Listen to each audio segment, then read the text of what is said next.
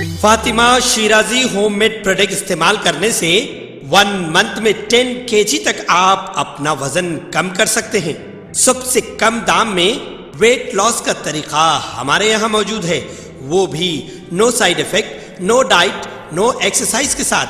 आज ही कांटेक्ट करें Fatima Shirazi homemade product से और अपने आप को खूबसूरत बनाएं। Fatima Shirazi homemade product, golden heads colony, pillar number 213, Rajendra Nagar, Hyderabad. अभी तो JWC का खत्म हो गया मामला, टेन्योर। आपका सवाल क्या है?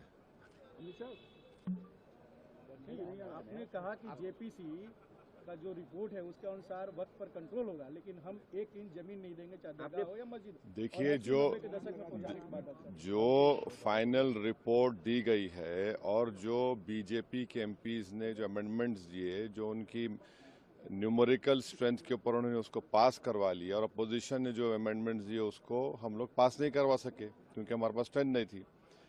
सच्चाई ये है कि पहले तो आप ये जानिए कि वक्फ बोर्ड जो है वो मुसलमानों के उन प्रॉपर्टीज़ के लिए है जिसको हमारे बुजुर्गों ने दान दिया था, अपनी प्रॉपर्टी को दान दिया अल्लाह के नाम पर। उसमें मेंबर आप बना रहे हैं नॉन मुस्लिम को नंबर 1, और उसमें नॉमिनेट करेंगे। इलेक्शन नहीं होगा अभी स्टेट वक्फ बोर्ड में। आप नॉमिनेट करेंगे तो उसमें मेजॉरिटी नॉन मुस्लिम मेंबर्स भी हो सकते हैं उसमें। सेंट्रल वक्फ काउंसिल में भी ऐसा ही होगा। दूसरी बात यह है कि limitation act Hindu endowment board पर, सिख के गुरुद्वारा के ऊपर, क्रिश्चियंस पर अप्लाई नहीं होता, तो वक्फ बोर्ड पर क्यों लिमिटेशन एक्ट अप्लाई करने जा रही है सरकार? तीसरा यह है कि कलेक्टर या उसके अबाव ऑफिसर्स को कोई पावर ही नहीं है, आप उनको पावर देकर एग्जीक्यूटिव कंट्रोल करना चाह रहे हैं। चौथी बात यह है कि वक्फ बाय यूजर, जो वक्फ बाय यूजर है जिसको बाबरी मस्जिद, राम मंदिर में सुप्रीम कोर्ट ने अपहेल्ड किया, उसके पैराग्राफ्स लिखे उसके बारे में, उस जजमेंट के मुताबिक राम मंदिर बन गई, और उस जजमेंट में जो वक्फ बाय यूजर के बारे में सुप्रीम कोर्ट ने कहा है, सरकार उसके बरक्स, उसका ऑपोजिट काम कर रही है। ऐसे कई अमेंडमेंट जो सरकार पेश की और फिर इस JWC में उसको बीजेपी के और उनके अलाइज ने पास किया, उससे वक्फ बोर्ड खत्म होकर रह जाएगा।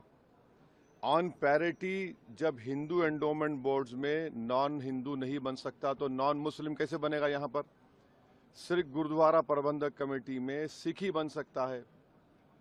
आप यहाँ पर क्यों बनाना चाह रहे? और एंक्रोचर्स को आप रिवॉर्ड कर रहे हैं लिमिटेशन एक्ट अप्लाई करके। ट्राइब्यूनल में आप क्या करने जा रहे हैं?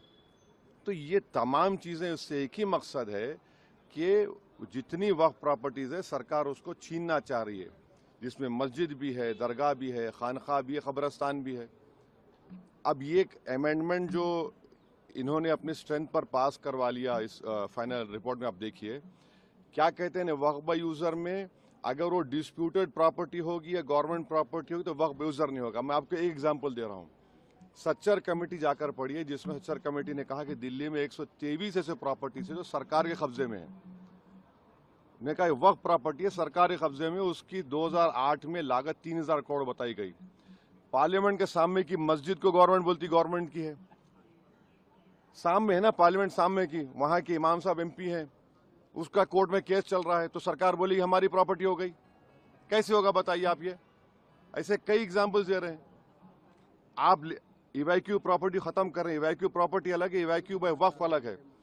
पंजाब में हजारों एकड़ इवैक्यू प्रॉपर्टी जिससे रेवेन्यू आता है उसको खत्म कर रहे हैं आप, तो उससे फायदा किसको हो रहा है? सिर्फ नफरत की बुनियाद पर मुसलमानों की प्रॉपर्टीज को वक्फ की प्रॉपर्टीज छीनने के लिए। और एक बात समझिए, ये वक्फ की जो प्रॉपर्टीज है वो हमारे लिए एक वर्शिप है।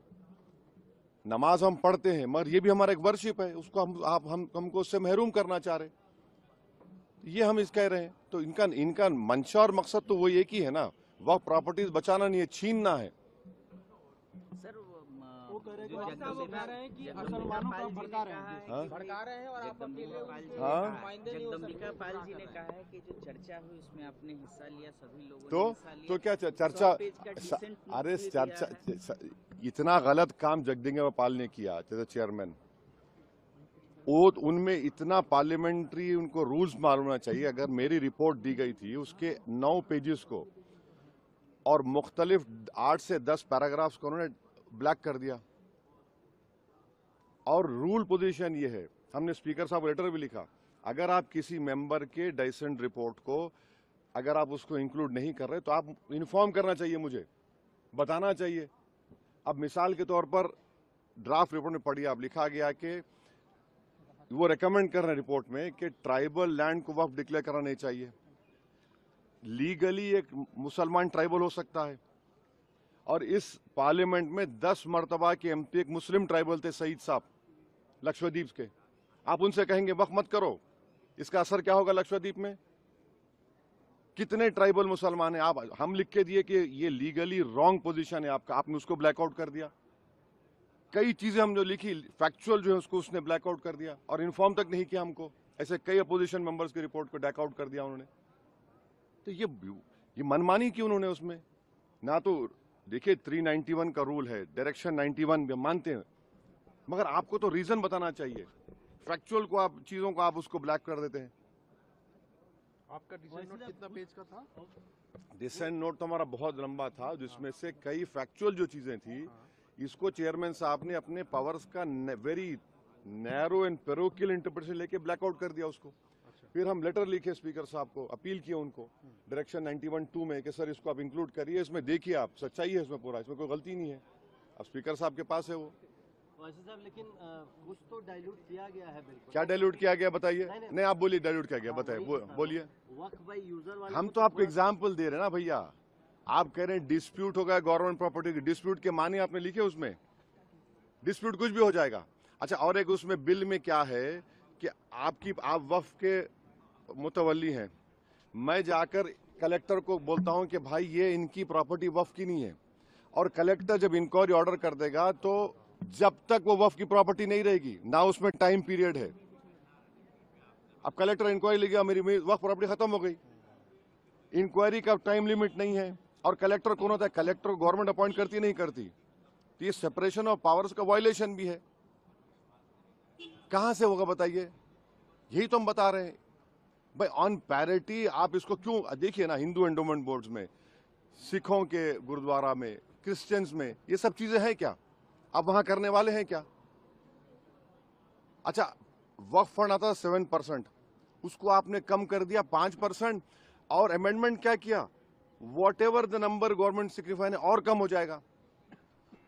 अब कैसे चलेगा वक्फ बोर्ड? फिर इसके बाद भी अगर ये सरकार तो इसके बिल बाद लाने का प्लान करिए, अगर बिल आएगा तो फिर आप लोग क्या करेंगे? बिल आएगा तो हम जो करना है करेंगे, क्या बात है। सर पाल साहब कह रहे हैं और जो एनडीए के अलाइज हैं उनको सोचना चाहिए, हमेशा पॉलिटिकल एनिमो नहीं होता ना।